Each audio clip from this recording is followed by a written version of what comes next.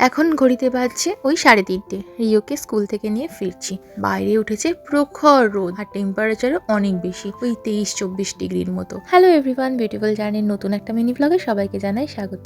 Rio ফিরে এসে একটু জুস খেলো, তারপর খাবার খেয়ে বাবার সাথে রেডি হয়ে বেরিয়ে পড়লো ফুটবল ক্লাবের জন্য। কারণ আজকে বুধবার, সারা সপ্তাহের সাদা জামা কাপড়গুলো আমি জমিয়ে রাখি আর একদিন সেগুলোকে একসাথে কেচে দিই। আজকে ভালো রোদ দেখে সেই কাজটাই সেরে নিয়েছি। ওগুলোও শুকিয়ে গেছে, তাই তুলে রাখলাম।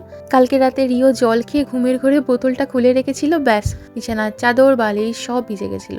বালিশগুলো রোদে দিয়েছিলাম, শুকিয়ে গেছে, আর বিছানার চাদরটাও কেচে দিয়েছিলাম। বালিশের ওয়ারটাকে পরিয়ে নিচ্ছি। দুটো বালিশ আমি একসাথে রাখি, কারণ এত পাতলা এখানকার বালিশ যে একটা বালিশে শুলে মনেই হয় না যে মাথায় কিছু আছে। সবকিছু বিছানাপত্র গুছিয়ে নিয়ে জামা কাপড় তুলে রেখে এখন নিজের একটু যত্ন নেওয়ার পালা। কাজকর্ম সেরে এসে নিজের মতো করে একটু সময় কাটানো আর এই গরমে ঠান্ডা ঠান্ডা এক প্লেট তরমুজ খাওয়া, আর এইভাবেই কেটে গেল আজকের বিকালটা।